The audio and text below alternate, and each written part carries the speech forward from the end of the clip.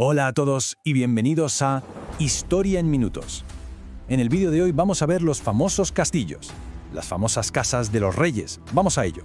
A ver, si pensamos en un castillo, ¿qué nos viene a la cabeza? Seguramente un cuento de hadas, ¿verdad? Torres esbeltas, princesas... Bueno, pues la realidad histórica es bastante más cruda y la verdad mucho más fascinante.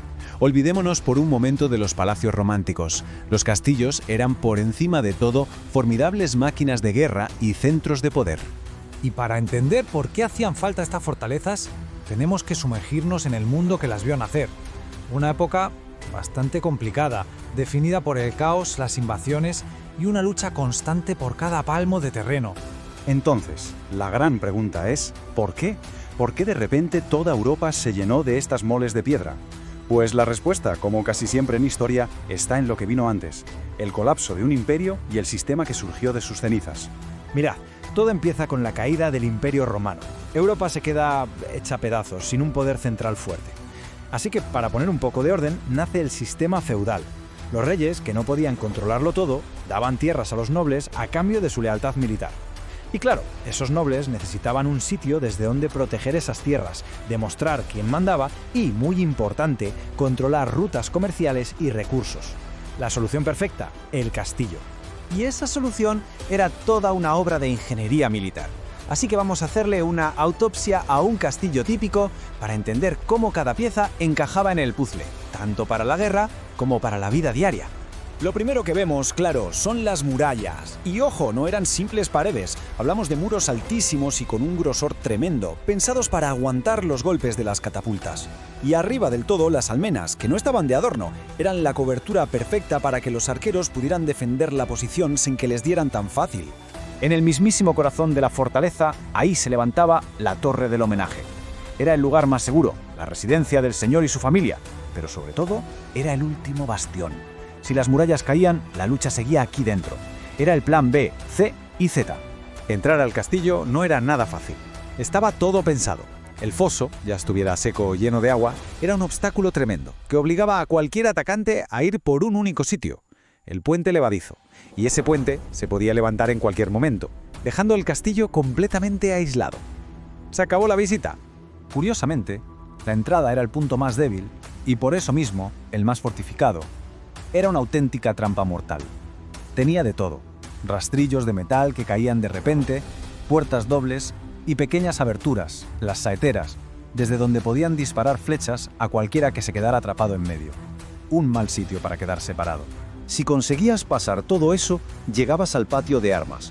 Y esto no era un espacio vacío, ¿qué va? Era el centro de la vida del castillo. Ahí estaban los establos, la herrería, las cocinas y lo más importante para sobrevivir, el pozo. Sin agua un asedio duraba 2 días. Pero claro, un castillo es mucho más que sus piedras. ¿Cómo era vivir ahí dentro?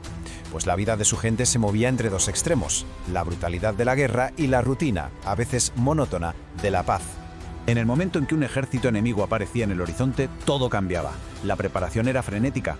Había que meter las cosechas y el ganado dentro, asegurar que el agua no faltase y, por supuesto, todos los soldados a sus puestos en las murallas. La estrategia del atacante muchas veces no era saltar, sino esperar, rendir a los de dentro por hambre y sed. Por suerte, la mayor parte del tiempo no había asedios. Pero que hubiera paz no significaba que fuera cómodo. La vida diaria era fría, húmeda y oscura. Las ventanas eran pequeñas por seguridad. A pesar de eso, el castillo era un hervidero de actividad. Había banquetes en el gran salón, los soldados se entrenaban, los artesanos trabajaban y el señor impartía justicia. Pero como todo en la historia, la era de los castillos también llegó a su fin. Los avances tecnológicos y los cambios en la sociedad hicieron que estas fortalezas, que parecían invencibles, se quedaran, obsoletas. El auge de los castillos fue de la mano del feudalismo y dominaron Europa durante siglos. Pero entonces llegó una tecnología que lo cambió todo: la pólvora.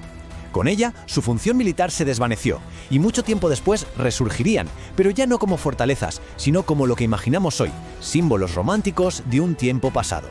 El verdadero punto de inflexión fue el siglo XV. La llegada de los cañones de pólvora, cada vez más potentes, fue demoledora. Un asedio que antes podía durar meses, ahora se resolvía en cuestión de días. Ni la muralla más gorda podía aguantar el castigo de la artillería. La época del castillo como fortaleza militar estaba llegando a su fin. Para que nos hagamos una idea, pensemos en lo que la pólvora destruyó. El castillo de Carcassona, en Francia, es el ejemplo perfecto de fortaleza medieval. Doble muralla, 52 torres, cada piedra está ahí puesta con un solo objetivo: resistir. Es una máquina de guerra hecha de piedra. Y en el otro extremo tenemos esto, el castillo de Neuschwanstein en Alemania. Es una maravilla, pero no nos engañemos, esto no es una fortaleza, es un palacio romántico construido en el siglo XIX, es la fantasía de un rey.